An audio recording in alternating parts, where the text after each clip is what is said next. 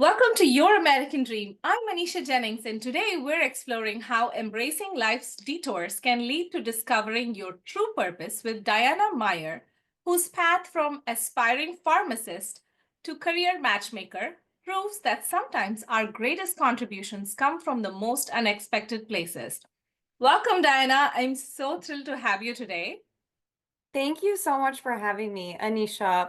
I am just so excited to chat with you and share a little bit more about my journey and my American dream. So, Diana is United States of America's Mrs. New Jersey, and I'm so excited that you're here today to share your experience with us about your Italian family heritage and where you are now. So you are also a member of the Chamber of Commerce. That's how we met. Diana is this beautiful, sweet person who's always making connections. And tell us more about your journey from being born in New York to now being Mrs. United States of America's Mrs. New Jersey, and also being a matchmaker for people to find their job. Thank you. Yeah, I get that question a lot. How are you, United States of America's Mrs. New Jersey? And then you were born and raised in upstate New York. And yes, you can be born and raised in another state. I was born and raised in Rochester, New York, which is close to Niagara Falls, about an hour and a half away for those that aren't familiar. I went to St. John Fisher University and did have dreams of becoming a pharmacist, but quickly found out, as you see from the networking events, that I am a social butterfly. And standing behind a pharmacy counter probably wasn't going to fulfill my cup every day. And I had an incredible mentor in college who showed me the path of media and communications and ended up majoring in media and communications with a minor in Spanish. And then 3 years ago, my husband Josh and we relocated to New Jersey. He is an active duty soldier in the United States Army, and we live right here on the military base, the Joint Base McGuire-Dix Lakehurst in New Jersey, which is why we came here. And since then, right after college, I just happened to fall into my career. Isn't that how it happens? Through networking and volunteering. How amazing is that? How ironic, right? I got my first job. I remember it like it was yesterday. I was sitting in a beach chair in Las Vegas, Nevada, vacationing with my family after I had graduated college. And prior to that, I had been volunteering with the Alzheimer's Association. My grandmother had dementia. It was something that I'd committed the past like 20 years doing. And since I was already a volunteer, they had an opening on their team and they said, "Hey, Diana, while I'm sitting in a beach chair in Las Vegas, do you want a job?" And I just happened to fall into my career in business development back in the day. And that led into being a recruiter. And funny enough, guess again, I met the hiring manager for my first job at a staffing agency in a networking event. And she said, "Hey, I think you have the personality and you also have the background in marketing and business development to succeed really well here." And I said, "I don't even know what I'm signing up for, but it sounds great. And I'm looking for something that matches a little bit of both." And I happened to fall into it. And now that I'm here in New Jersey, I work for a boutique staffing firm with headquarters in Malvern, Pennsylvania. The company is called Top Stack, and my job is to really find candidates employment within accounting and finance, whether it be temporary staffing or permanent staffing. And it really does fill my cup. As I said, I got my start in nonprofit, and nonprofit is mission-driven work, but staffing and recruiting is very similar because you're really helping people at the end of the day. You're helping them put food on the table, you're helping them find employment, and there's nothing better than a candidate getting that job offer and you being the reason why that happened. So it's very fulfilling. Amazing. Thank you so much. You look so beautiful, and I love the crown in the sash. But when we spoke before, you told me that you grew up as a tomboy and had no idea of this world. So tell us more about how you got introduced to this world and what was it like? I love that question because I am very proud of growing up as a tomboy for multiple different reasons. But number one, I definitely was a tomboy because I was an athlete. You don't have to be a tomboy because you're an athlete, but I just fell into it that way. It was closely aligned. I was a competitive gymnast, and I don't even remember wearing lipstick or heels a day in my life growing up. And I got a letter in the mail one day asking me to compete in a pageant, and I had no interest because it conflicted with my gymnastics banquet of all things.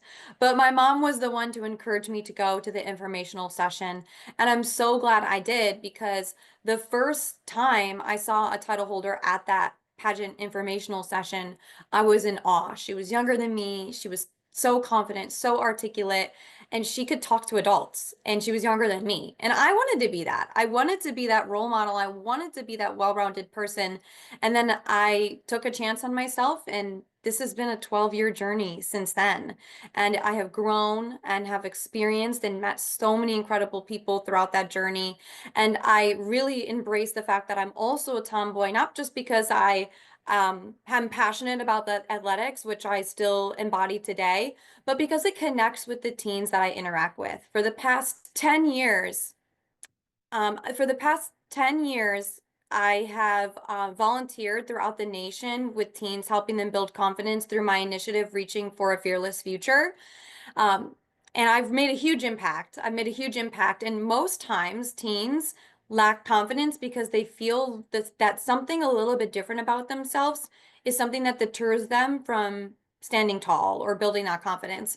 But the moment that I tell them that what makes you different is your superpower, then they start to light up. And most of the times it's maybe they're just not feeling like they fit in. And some of them maybe feel like they could never try a pageant because they are athletic, because they are tomboy. They've never worn lipstick. They've never worn heels just like me.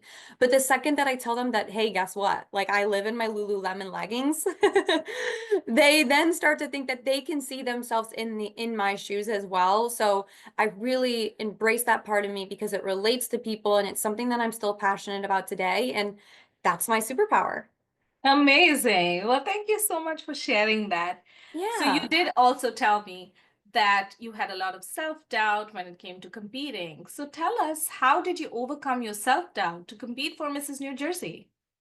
Yeah, when competing for United States of America's Mrs. New Jersey, it has been something that I feel like I've been preparing for my entire life to get to this moment of feeling like I'm very well-rounded and the person that is ready to be a national title holder.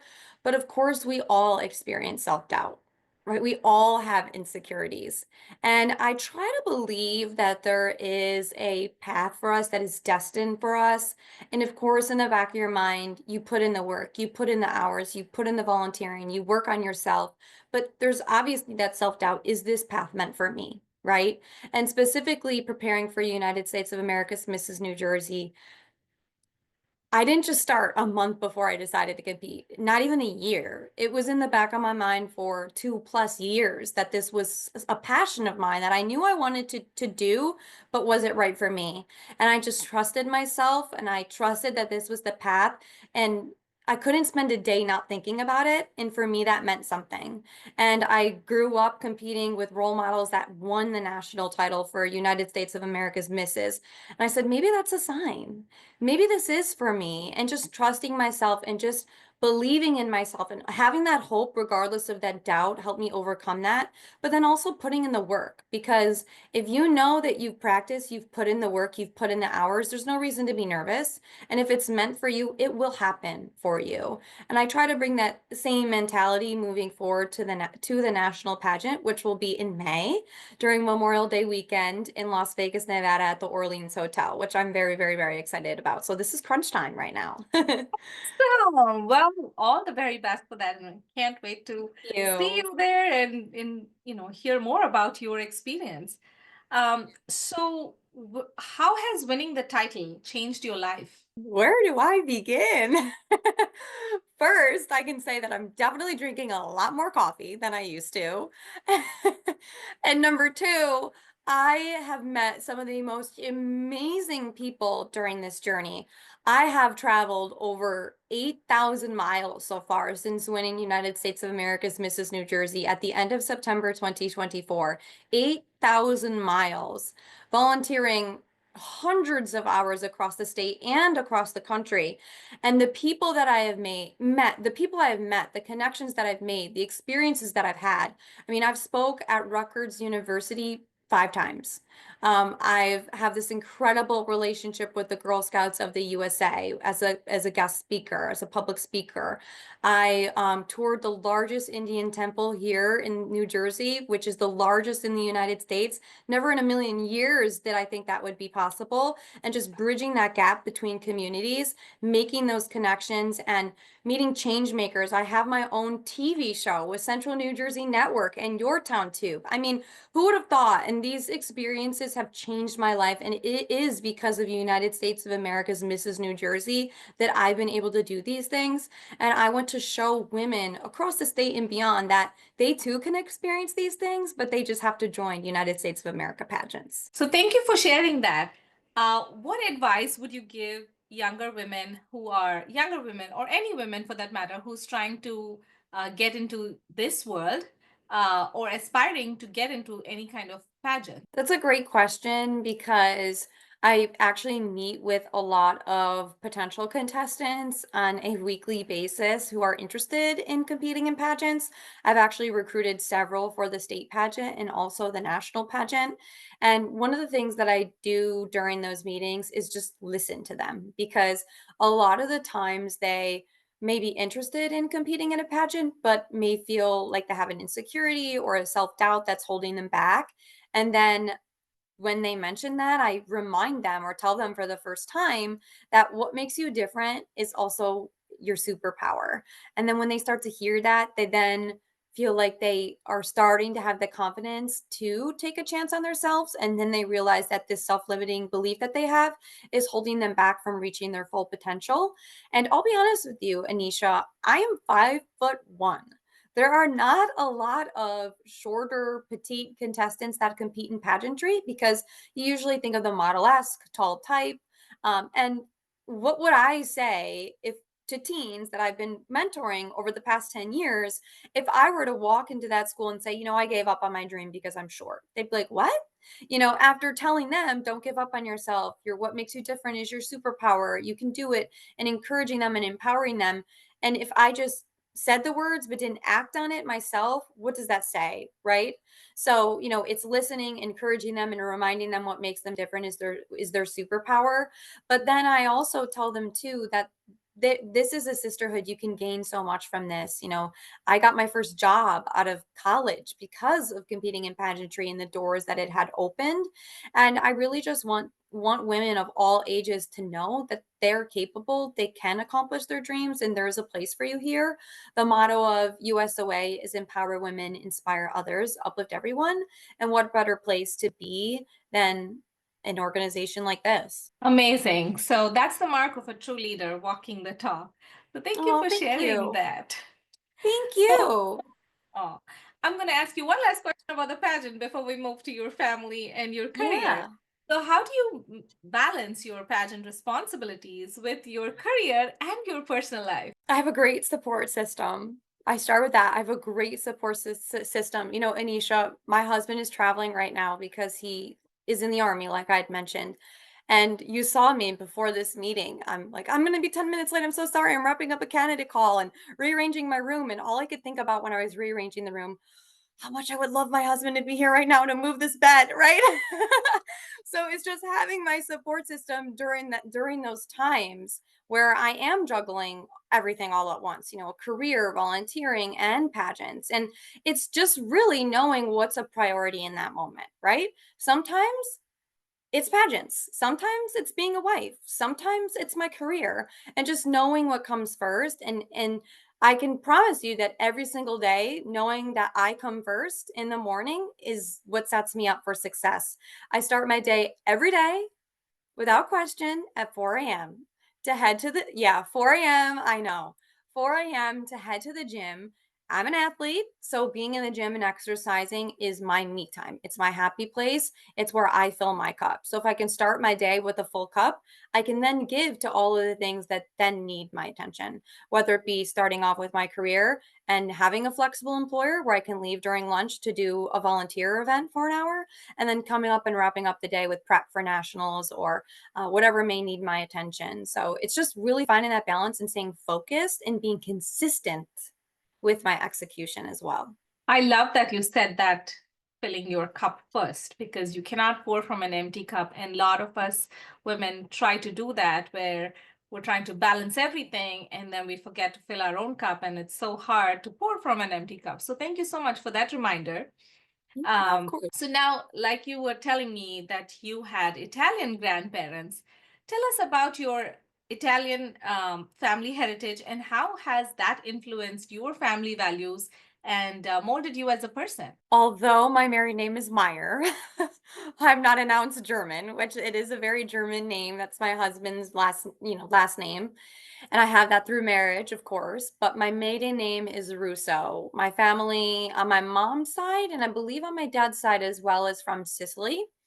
And my great grandparents came to America from Sicily. They were Giuseppe Mancuso, and I can't remember what my great grandmother's maiden name was, but Mancuso is the married name, which is also my grandfather's last name as well. And they came and they settled in Pennsylvania, and they had a huge family. I think it was like 8 or 9 brothers and sisters, and they lived in a huge white house that they used to call the clubhouse. And yeah, they called the clubhouse. And my grandfather and my grandmother both moved to New York. I think when they got married, they moved to New York. And my grandfather was truly an Italian. I mean, so was my mom and so am I, but I think a lot of that culture came from my grandfather. His name is Anthony. I mean, how much more Italian can you get than Anthony Mancuso, right? So, he made his own pasta sauce. He, had huge family gatherings, and my mom carried on that tradition. And I think one thing I think definitely carries over to me is something silly, but it's so true. Food is our love language in the Italian heritage. And I was actually just working with a videographer for a few things this morning, and he's like, "Oh, I'm so hungry." And I'm like, "Do you want this? Do you want that? Do you want this? Do you want that?" And I'm like, if my husband was here right now, he would be saying, "Diana, he doesn't want anything." But for Italians, my mom did it, my grandpa did it, my grandma did it, that like food is our love language. And if we offer you food or we bring you cookies of some sort, which is our favorite staple, Italian pizzelle cookies, if we're doing that for you, that shows that we care about you. And I definitely think that can't come down from the lineage of representing my Italian heritage too. Amazing. Indians are that way too. If you'll always find food, and if you come over, somebody comes over, that's pretty much, if you say you're hungry, that's it. You're not leaving without being fed. So Yes, right. And you know what? For me, like when my husband doesn't want me to cook for him, I'm like, what? Like, what do you mean you don't want me to cook for you? Like, it's like if I can't cook for you, then I'm not doing my job. Like, it's like you feel like you have to. You know what I mean? yes, yes, yes, indeed. Amazing. Thank you so much for sharing that. So, how has being Italian or having Italian heritage shaped your career or you as a person? And what are those, characteristics or personal experiences that you bring with you that shape you as a person? As far as I know, I think Italians are very compassionate, loving people. I've actually never been to Italy, and it's definitely on my bucket list. But from what I've heard, they center around family and gatherings, usually around the dinner table, right?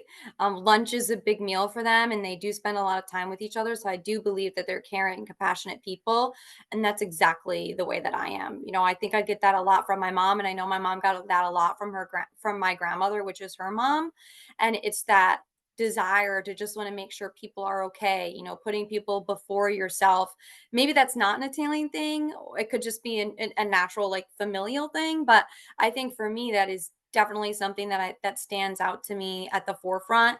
I think that's probably why I'm drawn to my career as a recruiter, and I'm probably drawn to my time as a title holder in the United States of America pageant system, right? It's wanting to be compassionate, wanting to give my time and uplift my candidates that I'm helping find employment, and then pouring into my community as a volunteer. I think that is a big part of it in terms of my Italian heritage. Some other things that I can think about is just family is everything, I think. And I think you get that a lot in the Italian culture too.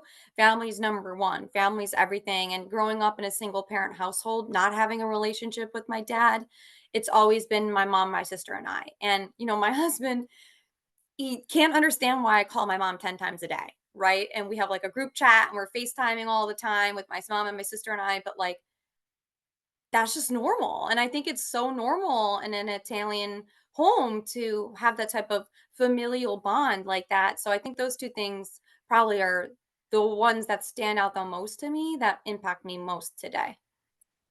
Amazing. I understand that because I do the same. I call my parents like quite often, and but they live in India, so it's like the Oh, time wow. difference, right? But I still call them Yeah. every day. And my husband, it's very difficult for him to understand because he's like, what is there to talk like every day? But then as he kept, learning more about the culture, learning more about us, now he's like, oh, are you not calling them today? And I'm like, yeah, I will.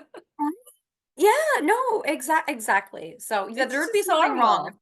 Yeah, there'd be something wrong if I didn't call my mom like 10 times a day. So yeah, Yes, indeed. exactly. Perfect.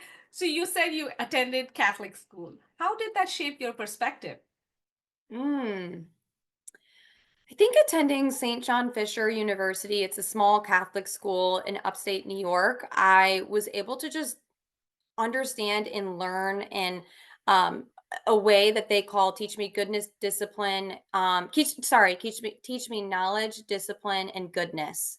And I think that that's their like little motto. And I think learning in that type of environment, in that and that type of religious environment was game changing for me. And I even remember I was the editor in chief of the Cardinal Courier, which is our student run news organization. Yeah, I was really proud of that.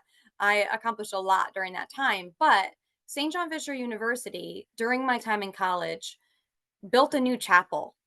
And I was able to report on that building when it was just like grassroots, when it was, dirt ground, nothing, boots to the ground, and then building it into a beautiful chapel. I think that was really instrumental for me in realizing that teach me knowledge, goodness, and discipline in terms of their motto. I saw that come to fruition.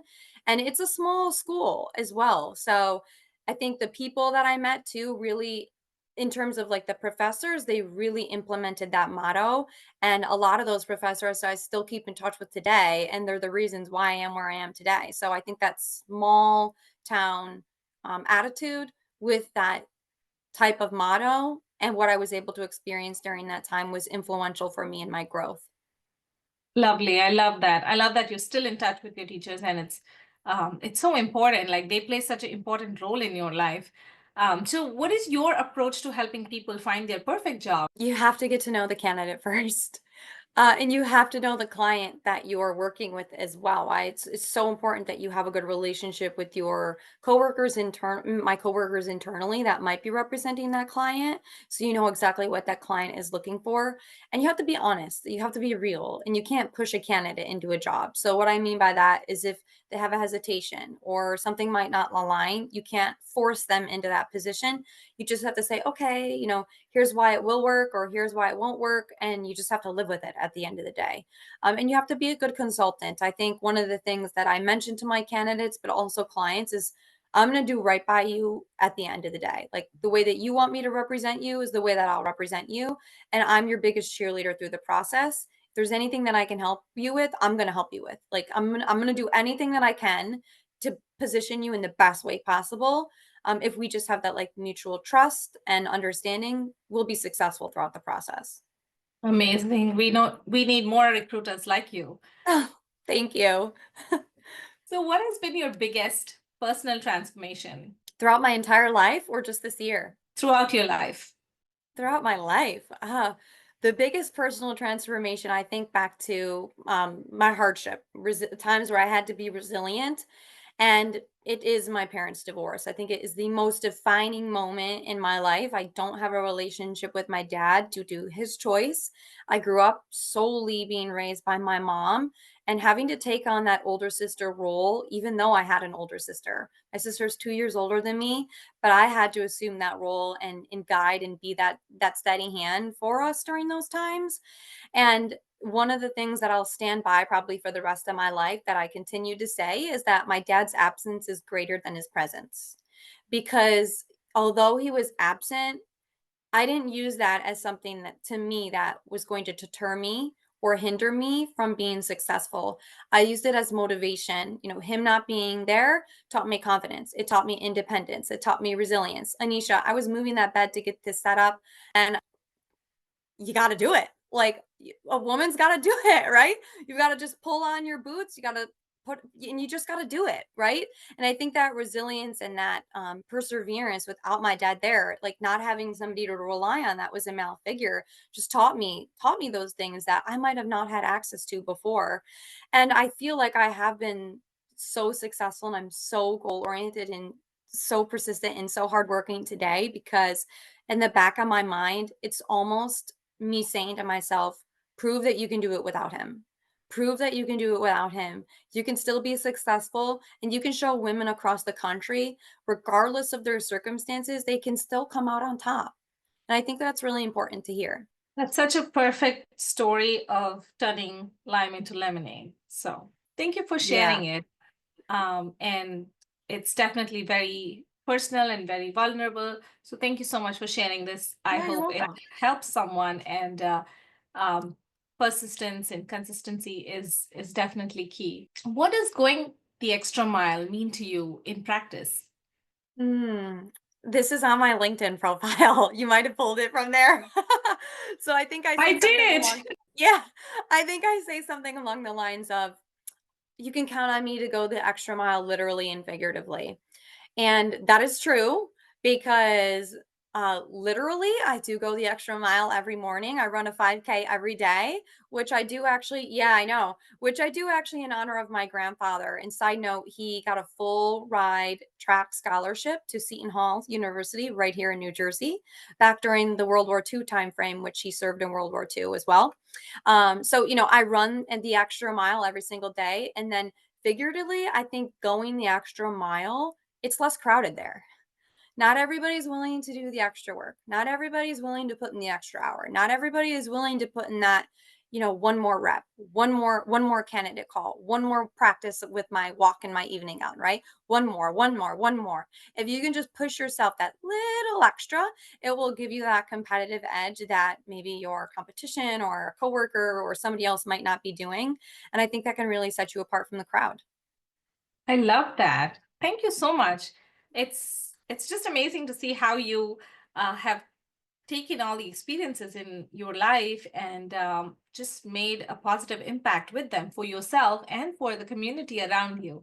So thank Thank you. you. So what challenges did you face as a military spouse? The number one challenge that I experience on a daily basis is the unknown. Often, a lot of times in military families, you don't know when your husband's going. Oh, it doesn't necessarily need to be a husband, right? Or your spouse or a family member could be leaving when they might come back.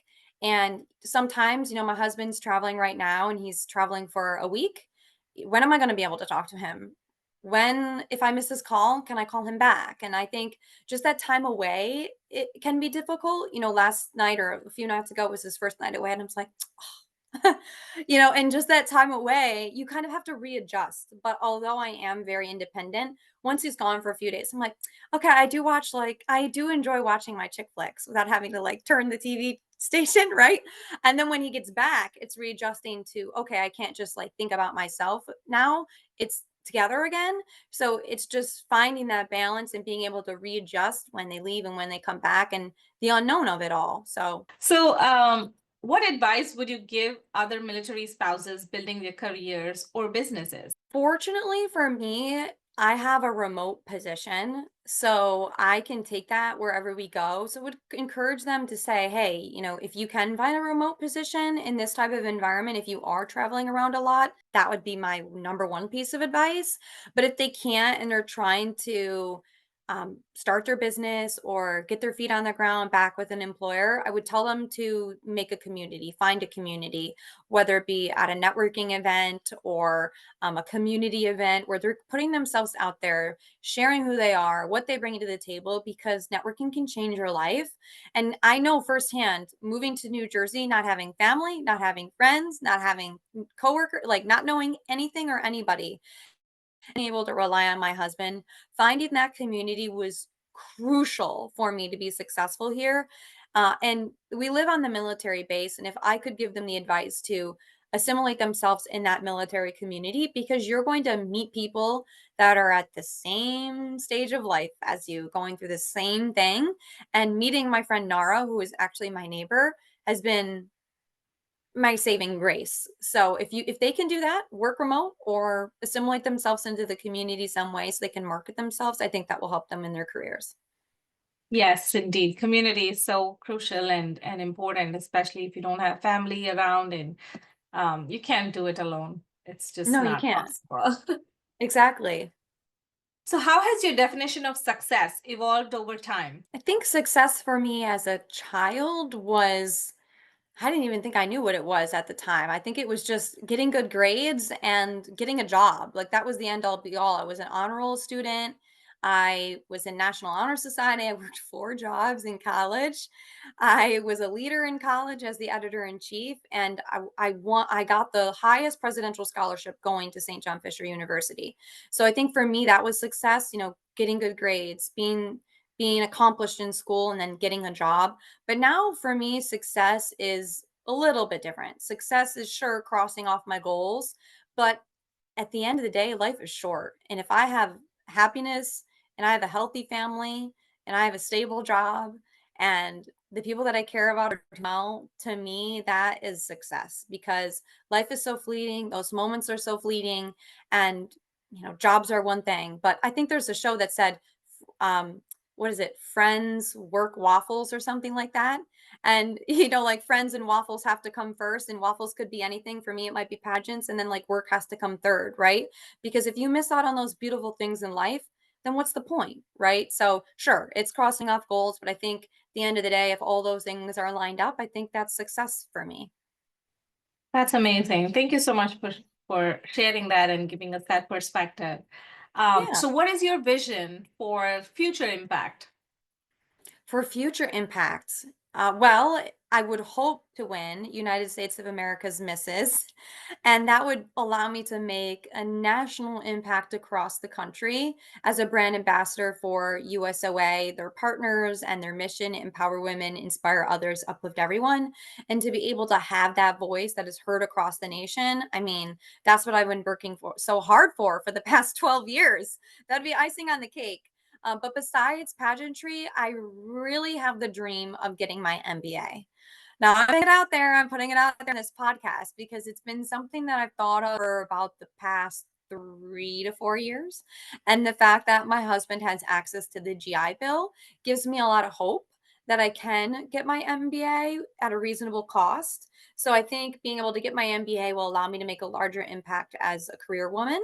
And then also my husband and I, we invest in property, and we have renters in the one home that we do own now. And I think being able to make an impact to provide people a home to live in, we'd love to expand our real estate footprint. So I think that's also something on the horizon. Oh, I love that. Love that so Thank much for you. you. We will be cheering you on and you will be in our thoughts and prayers. And I can't Thank wait you so to much. hear more about it.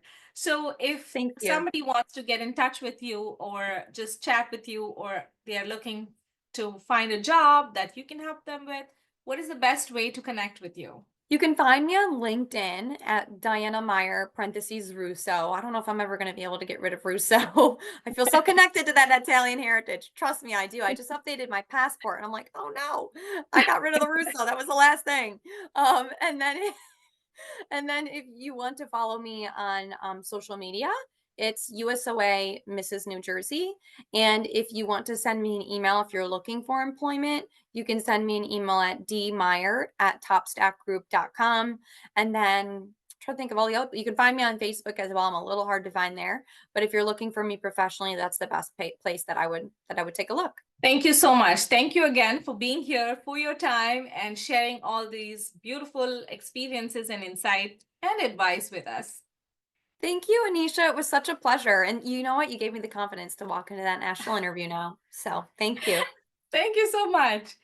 As we conclude our conversation with Diana, remember that going the extra mile often leads to finding your true calling. If you're looking to share your journey through a website that truly captures your unique story, I'd love to help bring that to life through custom WordPress and Squarespace designs. This is Anisha Jennings reminding you that sometimes our most beautiful crowns aren't the ones we wear, but the lives we touch. Until next time.